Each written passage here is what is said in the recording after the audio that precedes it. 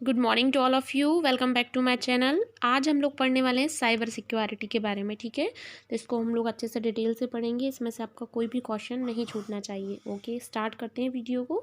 Cyber security. Cyber security शब्द से क्या अर्थ है?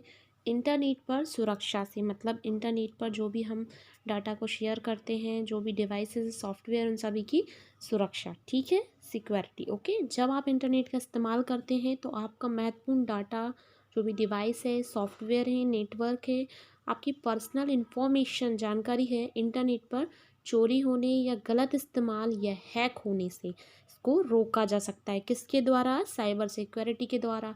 तो अब ये वर्ड तो आपको क्लियर हो गया ना बिल्कुल, साइबर सिक्योरिटी मतलब क्या है, ठीक है। तो इंटरनेट पर जो भी हम इस्तेमाल कर रहे हैं, जो भी डाटा, जानकारी, अपनी इन्फॉर्मेशन देते हैं, जो भी डिवाइस सॉफ्टवेयर का यूज़ कर रहे हैं, ठीक है, उसको हैक होने से, उसको चोरी होने से, उसका गलत यूज़ होने से हम रोक सकते हैं, ठीक है। उस पर जो खतरा है उसको हम हटा सकते हैं। तो ये किसके द्वारा संभव है? आपका साइबर सिक्योरिटी के द्वारा, ठीक है। ओके, ये देखिए, इसलिए साइबर सिक्योरिटी डिवाइस द्वारा सुरक्षा की परतों को तैयार किया जाता है, मतलब इसमें कई परतों से इसको गुजारा जाता है, जिससे इंटरनेट पर होने वाली समस्याओं को रोका जा सकता है और यूज़र्स को सुरक्षित रखा जा सकता है। मतलब इसमें लेयर्स रहती हैं। अगर हम कोई भी इन्फॉर्मेशन दे रहे हैं तो पहले आपने देखा होगा, कहीं भी आप इंटरनेट पर यूज़ करते हैं, किसी अदर का कंप्यूटर अगर आप यूज़ करते हैं तो पहले आपसे पासवर्ड मांगा जाता है, ठीक है। तो और उस पासवर्ड के लिए भी आप जब जैसे 2-3 टाइम अगर आप उसको यूज़ कर लेते हैं, उसके लिए भी लिमिटेशंस लगाई जाती हैं कि 4 to 5 टाइम्स में अगर आप रॉन्ग पासवर्ड गलत डालते हैं तो आपने देखा होगा वो ओपन नहीं होता, फिर वो लॉक कर देता है, ठीक है। इसी तरीके से ये इसका मतलब है, ये साइबर सिक्योरिटी लेयर्स हैं, ये परत, इसका मतलब यहीं पर, ठीक है। तो ये आपको क्लियर हो गया। साइबर सिक्योरिटी बिल्कुल अच्छे से समझ आ जाना चाहिए, क्योंकि इसमें से एग्जाम में पूछा जाएगा क्वेश्चन, ठीक है। अब हम लोग ये देखने वाले हैं कि साइबर सिक्योरिटी में उसकी सुरक्षा के लिए क्या क्या प्रकार, टाइप्स होते हैं, ठीक है। जैसे पहला है आपका नेटवर्क एंड गेटवे सिक्योरिटी, ठीक है। थोड़ा सा इसका डिटेल भी बता देती हूँ, थोड़ा थोड़ा, है ना। ओके, अब मैंने इसमें लिखा नहीं है क्योंकि हर एक चीज़ इतना सारा लिखूंगी तो आप लोग वीडियो देखेंगे नहीं, ठीक है। लेकिन आपको उसका मतलब पता होना चाहिए, ये इंपॉर्टेंट है, ओके। तो नेटवर्क एंड गेटवे सिक्योरिटी क्या होता है? तो इसमें इसके द्वारा नेटवर्क, ये जो भी इनकमिंग और आउटगोइंग ट्रैफिक होता है, ठीक है, इसमें जो नेटवर्क का इनकमिंग मतलब आने वाला, आउटगोइंग मतलब जाने वाला जो भी ट्रैफिक होता है उस पर कंट्रोल किया जाता है, ठीक है। तो नेटवर्क में आने वाले जो भी थ्रेड्स होते हैं और जो भी अटैक होते हैं उनको रोका जाता है, ठीक है। इसके लिए मुख्यतः एक पर्सनल, इसमें कौन सी डिवाइस का यूज़ किया जाता है? तो फायरवॉल डिवाइस का, आपने देखा होगा, फायरवॉल सॉफ्टवेयर होता है, ठीक है। तो फायरवॉल डिवाइस का यूज़ होता है, ठीक है।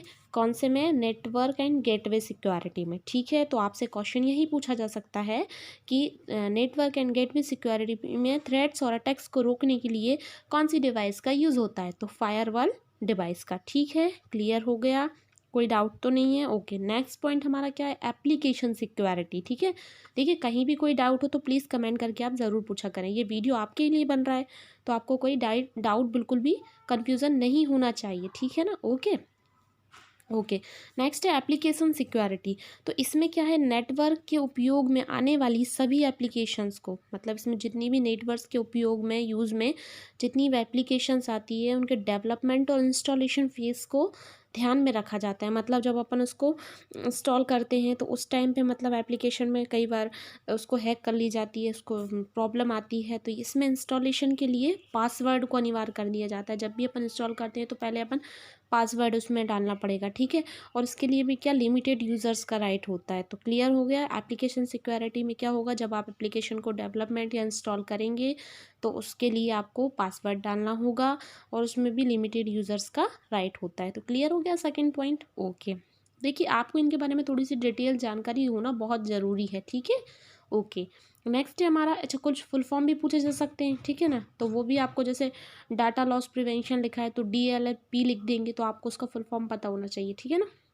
ओके, नेटवर्क एक्सेस कंट्रोल क्या है? अब इसमें यूज़र्स के अनुसार पॉलिसी बना दी जाती है, मतलब यूज़र्स लोग चाहें तो उसमें पॉलिसी बना सकते हैं और उनके नेटवर्क से जुड़े अधिकारों को, मतलब आपको सीमित कर दिया जाता है, मतलब लिमिटेड कर दिया जाता है कि मतलब भाई इतने ही लोग इस चीज़ को यूज़ कर सकते हैं, इतने ही लोग मेरे मतलब डाटा को एक्सेस कर सकते हैं, कंट्रोल कर सकते हैं। तो ये एक पॉलिसी बना दी जाती है। तो इसमें क्या होता है, नेटवर्क एक्सेस कंट्रोल में यूज़र्स अगर चाहे तो अपने डाटा के लिए एक पॉलिसी बना सकता है, ठीक है, जिन जिन लोगों को वो यूज़ करना चाहता है उसमें। ओके, नेक्स्ट है हमारा डाटा लॉस प्रिवेंशन। तो इस प्रोसेस में क्या होता है, डाटा पूरी तरह से एनकोड हो जाता है। अगर हम लोग डाटा लॉस प्रिवेंशन सिक्योरिटी का यूज़ करेंगे तो इस प्रोसेस में क्या होता है, डाटा जो रहता है वो पूरी तरीके से क्या एनकोड हो जाता है। मतलब आपका एनकोड मतलब दूसरी लैंग्वेज में, जैसे बाइनरी नंबर्स या किसी चीज़ में दूसरी लैंग्वेज में वो लिखा जाता है, ठीक है।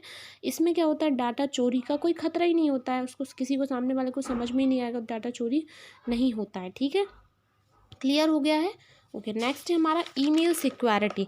तो ईमेल सिक्योरिटी में आपका क्या होता है, इसमें ईमेल की सिक्योरिटी की मतलब की जाती है। तो इसके लिए क्या स्पैम फिल्टर हार्डवेयर या सॉफ्टवेयर का यूज़ किया जाता है। आपसे क्वेश्चन क्या बन सकता है, ईमेल की सिक्योरिटी के लिए कौन सा हार्डवेयर या सॉफ्टवेयर यूज़ किया जाता है। तो स्पैम फिल्टर, ये आपको लिख लेना है। जो चीज़ मैं बोलती हूँ ना, प्लीज़ उसको नोट ज़रूर कर लिया करें, क्योंकि वो बहुत इंपॉर्टेंट है, ठीक है ना। ओके, तो ईमेल सिक्योरिटी क्लियर हो गया, स्पैम फिल्टर हार्डवेयर या सॉफ्टवेयर का यूज़ होता है। ओके, नेक्स्ट है हमारा एंटीवायरस और एंटी स्पाईवेयर सॉफ्टवेयर।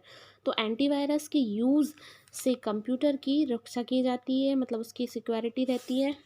आपने देखा होगा हम सभी लोग अपने लैपटॉप्स या कंप्यूटर में मतलब आप क्या करते हैं कि एंटीवायरस डलवा लेते हैं, ठीक है ना, ताकि कंप्यूटर सुरक्षित रह सके। कंप्यूटर में एंटीवायरस सॉफ्टवेयर होने से हम वायरस से होने वाले नुकसान से रोका जा सकता है। मतलब इसमें वायरस नहीं आने के, फिर अगर एंटीवायरस डला होगा तो वायरस नहीं आ पाएगा कंप्यूटर में और हमारी इंफॉर्मेशन लॉस नहीं हो पाएगी, ठीक है। तो क्लियर हो गए ये पॉइंट्स आपको। ओके, आगे देख लेते हैं। साइबर सिक्योरिटी में हमलों के प्रकार, मतलब किस टाइप के मतलब अटैक हो सकते हैं, ये आपको पता होना चाहिए। जैसे मेलवेयर, ठीक है। अब मेलवेयर, इसमें स्पाईवेयर, रैंसमवेयर, वायरस और वॉर्म्स जैसे सॉफ्टवेयर आते हैं, ठीक है। ये आपको पता होना चाहिए क्या क्या आती है, मैंने लिख दिया क्लियर। आपको बिल्कुल अच्छे से याद रख लेना है कि इसमें स्पाईवेयर, रैंसमवेयर, वायरस और वॉर्म्स जैसे सॉफ्टवेयर आते हैं, ठीक है। आपसे ऑप्शन में देखिए पूछा जा सकता है। इसमें मुख्यतः ईमेल और लिंक अटैच होते हैं, ठीक है। इसमें मतलब क्या होता है, मेलवेयर में ईमेल्स हमारे और लिंक अटैच होते हैं। इसमें यूज़र्स अगर क्लिक कर दे तो सॉफ्टवेयर या स्क्रिप्ट रन हो जाती है। मतलब अगर हमने क्लिक कर, किसी अदर ने, यूज़र्स ने उस पर क्लिक कर दिया तो सॉफ्टवेयर जो स्क्रिप्ट है वो क्या रन हो जाती है। क्लियर हो गया।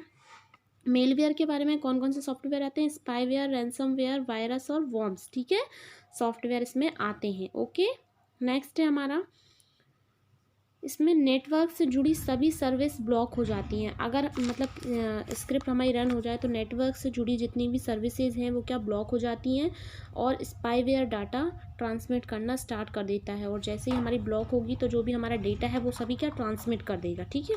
तो ये हो गया। नेक्स्ट है हमारा फिजिंग। अब फिजिंग क्या होता भी साइलेंट रहेगा, सॉरी, हिजिंग।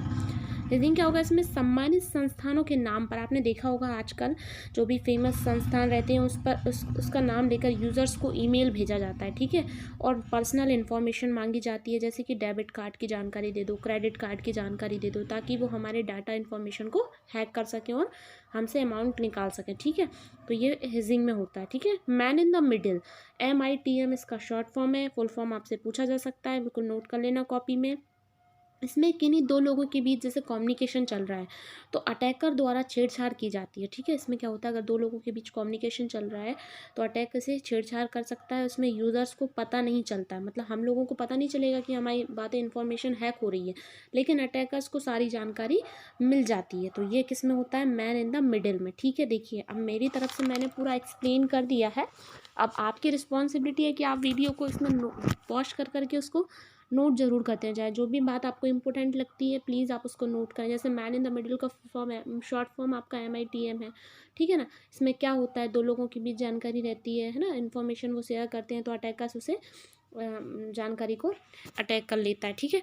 तो ये आपको मैंने सभी बता दिया है। वीडियो यहीं पर एंड होता है। अगर आपको वीडियो पसंद आया हो, अगर आपको समझ में आया हो सच में, तो फिर वीडियो को आप लाइक कर लेना और मेरे चैनल को सब्सक्राइब कर लेना, ठीक है। क्योंकि आप लोगों का सपोर्ट मेरे लिए बहुत इंपॉर्टेंट है, ठीक है ना।